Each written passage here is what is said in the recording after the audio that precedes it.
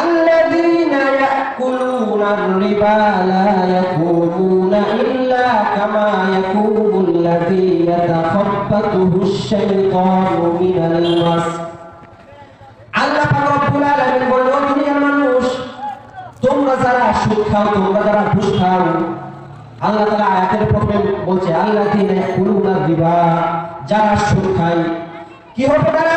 লা ইয়াকুমুনা ইল্লা কামা ইয়াকুমুল্লাযী ইয়াতাখাব্বাতুহু আশ-শাইতানু মিনাল মাস।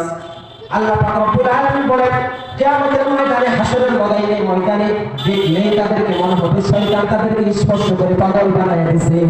যে মানুষটা দুনিয়ার ভিতরে সুদ খাবে, ঘুষ খাবে, জেনা ব্যভিচার করবে, কিয়ামতের ময়দানে, হাসরের ময়দানে দেখলেই তাদেরকে মনে হবে মানুষটা শয়তান তাদেরকে দুনিয়াতে স্পর্শ করে পরকালে পাগল বানায় দিয়েছে। দুই নম্বরে, কোন ব্যক্তি যদি সুদ খায়, আল্লাহ পাক রব্বুল আলামিন বলেন, কিয়ামতের ময়দানে, হাসরের ময়দানে ওই ব্যক্তিকে বলা হবে, ওই সুদখোর, তুমি তোমার সুদখোর অস্ত্রটা নিয়ে নাও, আল্লাহ এবং আল্লাহর রাসূলের বিরুদ্ধে যুদ্ধের জন্য তৈরি হয়ে যাও। ও সুদখোর, তুমি তোমার সুদ নামক অস্ত্রটা নিয়ে নাও, আমি আল্লাহ এবং আমার রাসূলের বিরুদ্ধে যুদ্ধের জন্য তৈরি হয়ে যাও। তিন নম্বরে, আল্লাহ রাসূল সাল্লাল্লাহু আলাইহি ওয়াসাল্লাম বলেন, কোন ব্যক্তি যদি সুদ খায় তার পেটটা বড় বাড়ির মতো হবে, বড় ঘরের মতো হবে। ইবনে মাজাহ 2274 নম্বর হাদিসের বর্ণনা অথবা 2273 নম্বর হাদিসের বর্ণনা, আল্লাহ রাসূল সাল্লাল্লাহু আলাইহি ওয়াসাল্লাম বলেন, আতাইতু লাইলাতান উসরিয়া বি আলা কওমিন। আল্লাহ রাসূল সাল্লাল্লাহু আলাইহি ওয়াসাল্লাম বলেন, জিবরাইল আলাইহিস সালাতু ওয়াস সালাম আমাকে একদল লোকের পাশে নিয়ে আসা হলো। আল্লাহ নবী বলেন, বুতুনুহুম কালবুয়ুত, তাদের পেটটা ছিল বড় বাড়ির মতো, বড় ঘরের মতো। ফিহা আল হায়াত তুরাবিন খারিজিন বুতুনিহিম।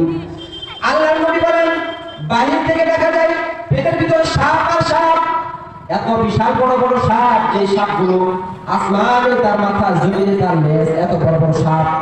আল্লাহ নবী সাল্লাল্লাহু আলাইহি ওয়াসাল্লাম বলেন, মান হাউলা ইয়া জিবরাইল। আল্লাহ নবী সাল্লাল্লাহু আলাইহি ওয়াসাল্লাম জিবরাইল আলাইহিস সালাতু ওয়াস সালামকে প্রশ্ন করলেন, জিজ্ঞেস করলেন, হে জিবরাইল, এই যে মানুষের ভিতরে এত বড় বড় সাপ দেখা যায় কেন, এরা কারা? জিবরাইল আলাইহিস সালাতু ওয়াস সালাম বলেন, ইয়া রাসূলুল্লাহ, এরা হলো দুনিয়ার ভিতরে সুদখোর, যারা দুনিয়ার ভিতরে সুদ খাইতো, ঘুষ খাইতো, যারা দুনিয়ার ভিতরে মুনাফাকে মনে করতো এটা হালাল টাকা, যারা ব্যাংকের ভিতরে লক্ষ লক্ষ টাকা রাখিয়া মুনাফা টাকা, আসল টাকা, লাভ টাকাগুলো খাইতো, বলতেছে এটা তো ব্যবসা করার মতোই। অনেকেই বলতেছে, হুজুর আমার কোনো টেনশন নাই, 14 লাখ টাকা ব্যাংকে রাখছি, প্রতি মাসে মাসে 16,000 টাকা আসে, এই টাকাগুলো যদি আমি ব্যবসা করতাম তাহলে আসতো না, তাহলে এটা আপনি হারাম বলেন কেন? আল্লাহ রাসূল সাল্লাল্লাহু আলাইহি ওয়াসাল্লাম বলেন, এই টাইপের মানুষকে আল্লাহ তাআলা জাহান্নামে কিয়ামতের ময়দানে প্রদান করবে। 4 নম্বরে আল্লাহ নবী বলেন, যারা সুদ খায় সে নিজের মায়ের সাথে জিনা করে। আল্লাহ রাসূল সাল্লাল্লাহু আলাইহি ওয়াসাল্লামের হাদিস, ইবনে মাজাহ 574 নম্বর হাদিসের বর্ণনা, আল্লাহ রাসূল সাল্লাল্লাহু আলাইহি ওয়াসাল্লাম বলেন, আর-রিবা সাবউনা হুবান। আল্লাহ নবী বলেন, সুদ গুনাহের 70টি শাখা প্রশাখা রয়েছে। আল্লাহ নবী বলতেছে, প্রত্যেকটা জিনিসের একটা স্তর আছে। কোন ব্যক্তি যদি গুনাহের কাজ করে, যেমন কেউ সগীরা গুনাহ করে, এটার একটা স্তর, কবিরা গুনাহ করে, এটার একটা স্তর। যেমনি ভাবে আল্লাহ নবী সাল্লাল্লাহু আলাইহি ওয়াসাল্লাম স্তরকে বোঝানোর ক্ষেত্রে আলিফ, বা, তা অথবা 1, 2, 3 এভাবে ধাপগুলো গণনা করছেন। আল্লাহ নবী বলতেছেন, এই সুদ করলে 70টি শাখা হবে, শাখা প্রশাখা, যারা সুদ খায় এদের গুনাহের 70টি শাখা প্রশাখা রয়েছে।